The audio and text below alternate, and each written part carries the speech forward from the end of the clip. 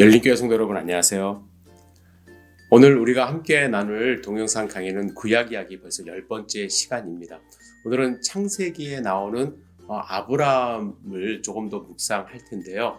특별히 아브라함이 했던 행동들 중에서 선뜻 이해가 되지 않는, 그리고 오해할 만한 두 사건을 이야기를 함께 나눠보고자 합니다. 먼저 창세기 12장 말씀을 함께 읽겠습니다. 11절부터 13절을 먼저 읽겠습니다. 그가 애굽에 가까이 이르렀을 때에 그의 아내 사라에게 말하되 내가 알기에 그대는 아름다운 여인이라. 애굽 사람이 그대를 볼 때에 이르기를 이는 그의 아내라 하여 나는 죽이고 그대는 살리리니 원하건대 그대는 나의 누이라 하라. 그러면 내가 그대로 말미암아 안전하고 내 목숨이 그대로 말미암아 보존되리라 하리라.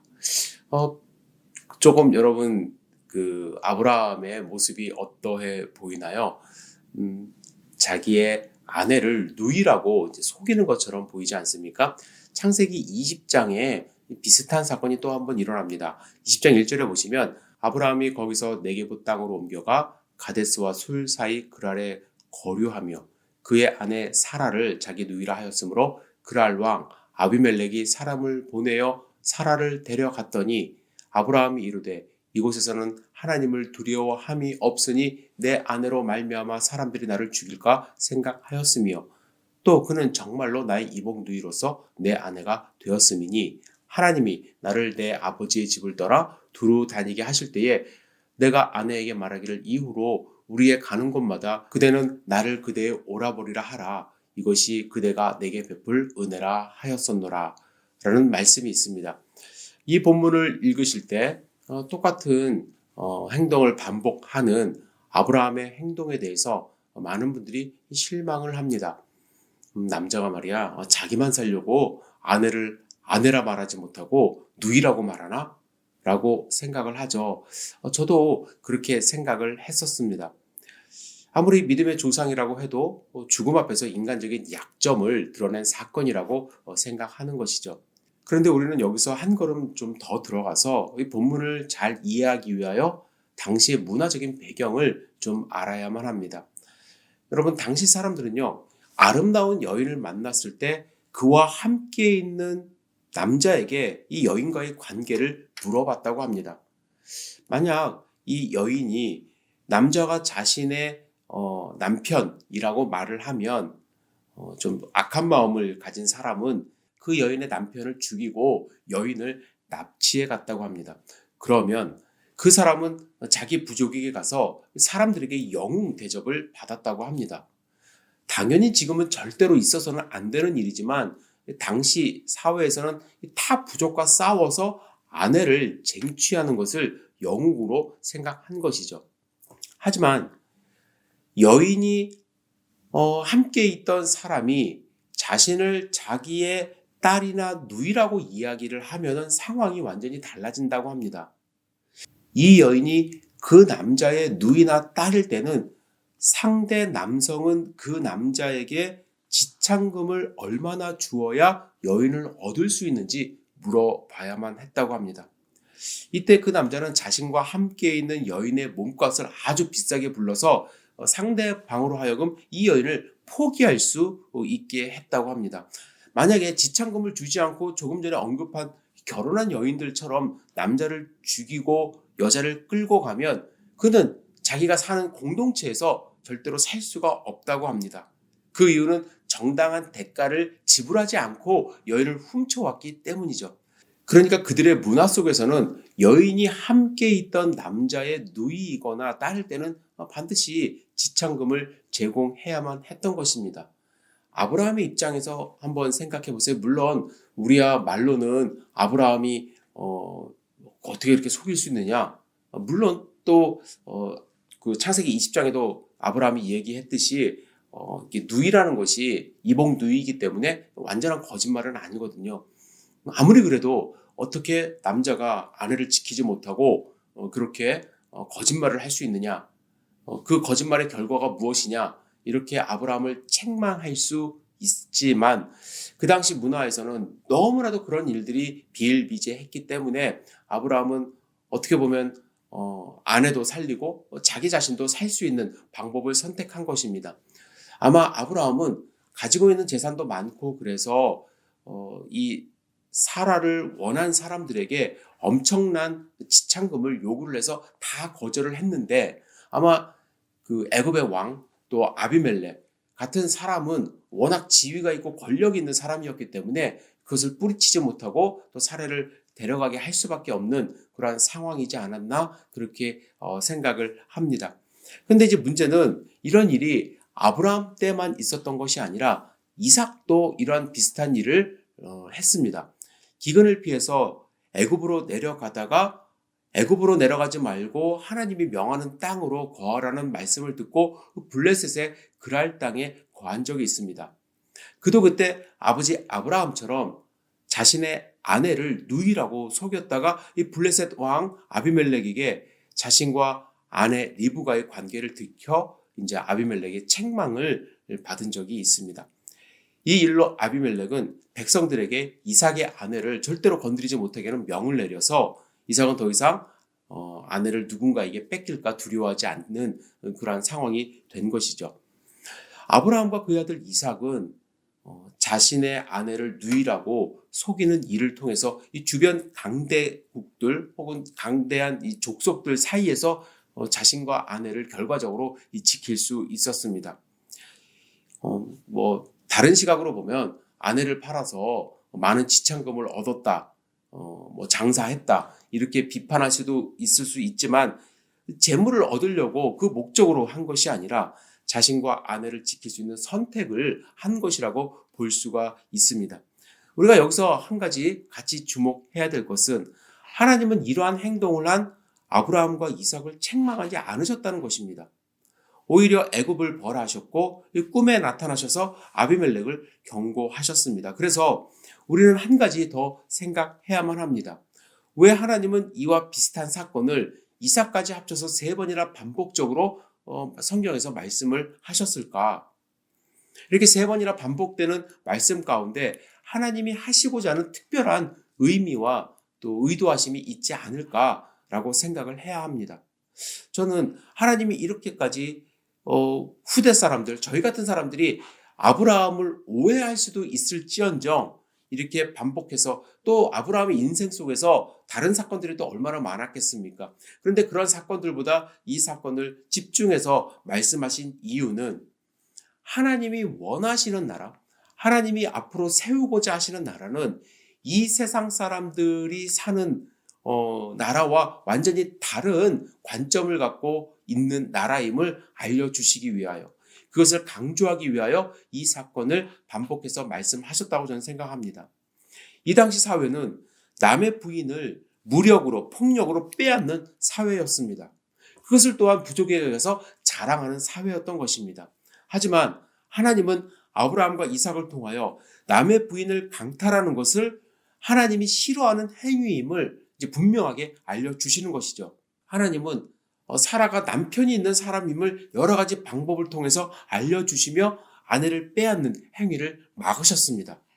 즉 하나님이 원하는 나라의 모습을 이제 은연중에 말씀을 하심으로써 그 모습을 말씀으로 읽고 습득한 이스라엘 백성들은 절대로 다른 사람의 아내를 빼앗는 것에 대해서 율법적으로 금하게 되었고 그것을 범죄 행위로 규정을 하게 된 것입니다.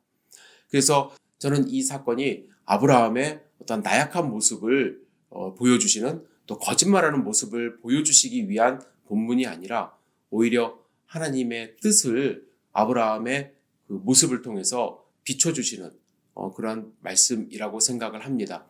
지금 현대 사회는 이러한 일은 거의 없습니다. 당연히 없죠. 그런데 무력은 아니지만 권력을 가지고 재력을 가지고 남의 것을 빼앗는 행위를 하는 일들이 있습니다.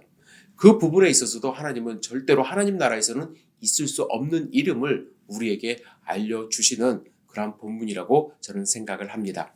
자, 이제 우리가 두 번째 이야기를 함께 생각을 해봤으면 좋겠는데요. 하갈과 이스마엘 이야기입니다. 여러분 아브라함의 여종이었던 사라의 여종이었던 하갈과 또 그를 통해서 난 이스마엘에 대해서 여러분들은 어떻게 생각하시는지요? 하갈이라는 여인의 등장, 저도 어렸을 때부터 별로 이 본문을 달가워하지 않았습니다. 좋아하지 않았습니다. 왜냐하면 이 하갈이라는 여인이 마치 뭐랄까요? 야망을 가지고 그 아브라함의 아들을 낳아서 그 가정을 전복시키려고 하는, 그래서 사라와의 갈등도 생기고 또 이스마엘이 이삭과의 갈등도 보여주는, 그래서 잘 쫓겨났다라는 생각을 했었던 것 같아요. 우선 하갈이라는 여인의 출신이 좀 마음에 걸리죠. 애굽 여인입니다. 히브리 사람도 아니고 이방 여인이 아브라함과 사라 그 사이에 상당히 중요한 인물로 등장한다는 것 자체가 좀 꺼림직합니다. 사라의 종이었죠. 아까도 말씀드렸듯이. 그래서 이 여종이 아브라함의 아이를 임신했다고 여주인 사라를 깔보는 행동도 우리가 보기에는 좀 괘씸합니다. 이 같은 감정이 저와 같은 감정일 수도 있는데 개역개정 번역에도 조금 드러나는 것 같아요. 개역개정 각주에는 이제 히브리어로 아내라고 표기를 했지만 하갈을 아브라함의 첩으로 이제 번역을 했습니다. 근데 이것이 잘못된 번역이라는 것을 이제 알고서 이제 새 번역 성경에는 아내로 이제 다시 재번역했는데요. 개역개정은 하갈을 사라와 이제 동등한 신분으로 인정하지 않으려고 했던 의도가 이제 보인다는 것이죠. 그런데 우리가 알아야 될 것은 이 모든 일을 사실은 사례가 계획하고 실행한 것입니다. 사람들은 그래서 나중에 이제 사례가 문제야 이렇게도 얘기를 합니다. 그러면서 그 말을 고지고대로 다 들은 아브라함도 불순종했고 믿음이 없어라고 이제 싸잡아서, 그래서 지금까지도 이스마엘의 후손에 의해서 이제 갈등이 있지라고 생각을 합니다. 하지만 성경을 읽어보면요, 사라의 그 잘못이라고 단정하기도 어려워요. 왜냐하면 하나님이 분명히 아이 낳기를 단념하고 엘리에셀을 양자로 삼으려고 하는 아브라함에게 약속을 하셨어요. 내 몸에서 난 자가 내 상속자가 되리라. 창세기 15장 4절의 말씀입니다. 그런데 이 약속의 말씀을 잘 들으면 하나님은 아브라함이 낳은 아들을 상속자로 이제 삼으신다고 말씀하셨지 꼭 사레가 낳은 아들을 그 상속자로 삼으시겠다고 말씀한 부분이 아닙니다. 그리고 사레도 아마 그렇게 이해를 했던 것처럼 보이죠. 그래서 누가 아이를 출산을 하던 아브라함의 자식이면 되겠다는 그런 생각을 했던 것 같아요. 사라는 그렇게 해서라도 그 가문, 대를 이으려고 했던 것입니다. 여러분들 아셔야 될 것이 하나님이 이스마엘이 아닌 이삭과 언약을 세우시겠다고 명확하게 말씀하신 것이 하갈이 이스마엘을 출산한 지 약 13년이 흐른 뒤였다라는 거예요. 그러니까 이 하갈을 통해서 이스마엘을 낳았을 때는 하나님의 그 약속, 또 꼭 사레를 통해서 사레가 낳은 아들이 대를 이을 것이다라는 언약의 말씀이 없었던 상황이었죠. 그리고 이 당시 풍속을 여러분들이 아셔야 되는데, 몸종을 아내로 맞이하고 몸종을 통해서 자녀를 낳는 것은 사실은 일반적인 일이었습니다. 아브라함의 손자 야곱, 여러분들 아시죠? 야곱의 경우 4명의 아내가 있었는데 라헬과 레아의 몸종들도 이제 각각 아내로 맞이해서 4명의 아내가 있었고 4명의 아내가 이제 총 12명의 아들들을 낳게 된 것입니다. 물론 하나님은요, 갈라디아서의 말씀을 통해서 기록된 바 아브라함에게 2 아들이 있으니 하나는 여종에게서 하나는 자유 있는 여자에게서 낳다 하였으며 여종에게서는 육체를 따라 낳고 자유 있는 여자에게서는 약속으로 말미암았느니라 라고 말씀하시며, 이스마엘은 육체를 따라 낳았고 이삭이 약속을 따라 낳은 자손이라고 말씀을 하십니다. 하지만 이스마엘이 마치 아브라함이 죄를 범해서 낳은 죄의 산물이라고 생각하는 것이 성경적인 시각은 아니라고 저는 생각합니다.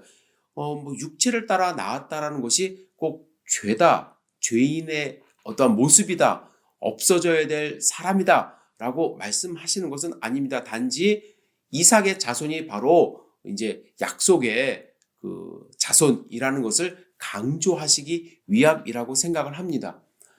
하나님도요, 하갈과 이스마엘을 저주하는 모습이 성경에 나오질 않습니다. 오히려 그들의 고통을 들으시고 위로하셨습니다. 창세기 16장 10절에 보면 이스마엘에게 내가 내 씨를 크게 번성하여 그 수가 많아 셀 수 없게 하리라고 약속하셨고요. 또 17장 20절에 이스마엘에 대하여는 내가 내 말을 들었나니 내가 그에게 복을 주어 그를 매우 크게 생육하고 번성하게 할지라 그가 12두령을 낳으리니 내가 그를 큰 나라가 되게 하려니와 라고 분명히 약속하고 축복까지 하셨습니다. 제가 하갈과 이스마엘에 대해서 이렇게 말씀드리는 이유가 있습니다. 우리 주변에 이스마엘과 같은 분들이 많이 계십니다. 그런데 많은 분들이 그분들을 바라보는 시선이 제가 과거에 하갈과 이스마엘을 바라보듯이 고운 시선으로 보지 않습니다. 특별히 한국에는 혼외자라고 하면 아이에게는 죄가 없음에도 불구하고 마치 그 아이 때문에 그 가정에 문제가 생긴 것처럼 생각하는 경우가 많이 있죠. 드라마나 영화에도 많이 나오고 또 주변에 그런 이야기를 듣는 경우도 있습니다. 너만 태어나지 않았어도 이렇게 생각을 하는 분들이 많아요. 마치 이스마엘이 죄의 산물이라고 생각하며 그가 집에서 쫓겨난 것이 당연하다고 생각을 하면서 하갈과 이스마엘을 보는 경우가 우리가 많이 있다는 것입니다. 물론 하갈과 이스마엘이 하나님의 그 약속을 기다리지 못한 불순종의 결과다라고 생각하는 것이 제가 비성경적이다 그렇게 생각하면 안 된다라고 드리는 말씀이 아닙니다. 그러나 우리가 생각을 조금 더 넓혀야 된다는 거예요. 아브라함의 방광적인 모습이 있었고요. 사라의 질투가 있었습니다. 청소년기 때에 정말 가정에서 사랑을 받고 있는 이삭의 모습을 보는 이스마엘이 받는 상처를 또한 생각을 했어야만 한다는 것이죠. 하갈이 이스마엘을 출산한 후에 사레와 갈등을 빚을 때 아브라함은 오히려 방관했습니다. 뒷짐지고 있었어요. 아브라함은 하갈을 자신의 아내로 인정하지 않고 계속해서 사레의 여종으로만 취급을 했다는 것입니다. 아브라함으로부터 이제 결국 아브라함으로부터 여주인의 권한을 다 부여받은 사레가 하갈을 학대해서 그 학대를 견디다 못해 이제 도주하기도 하지 않습니까? 그때도 하나님은 하갈을 아브라함의 아내가 아닌 사라의 여종으로 부르기는 하십니다. 하지만 하나님은 그에게 그 고통을 들으셨다라고 말씀을 하시고 하갈이 낳은 아들 이름도 이스마엘, 즉 하나님이 들으심으로 짓게 하셨습니다. 하갈은 하나님이 나를 살피시는 하나님, 히브리어로 엘로이라고 이제 불렀고, 그래서 하나님을 만난 장소를 부엘 라헬로이, 나를 살피시는 살아계신 하나님의 우물로 이름을 정했던 것입니다. 하갈은 하나님의 위로를 오히려 받았습니다. 그리고 사실 이스마엘이 그 가정의 천덕꾸러기 아니죠. 아까도 말씀드렸듯이 청소년기에 이복 동생 이삭과 그 있었던 일, 사라의 입장에서 마음이 아프고 또 이스마엘을 내보내고 싶은 마음이 있었다라는 것까지는 인정을 할 수밖에 없습니다. 당신이 90세에 낳은 아브라함이 100세에 낳은 아들이기 때문에 얼마나 애지중지했을까요? 그럼에도 불구하고 우리가 조금 아쉬운 것은 만약에 사라가 하갈과 이스마엘을 품었다면, 그죠? 오히려 지금 이거 역사에는 그 가정이 있을 수는 없지만 이스라엘과 또 이스마엘의 후손들이 지금도 이제 전쟁을 하고 있는데 그런 아픔의 역사가 애당초 시작되지 않았던 것은 아닐까라는 생각을 또한 하게 됩니다. 여러분 어떻게 생각하세요?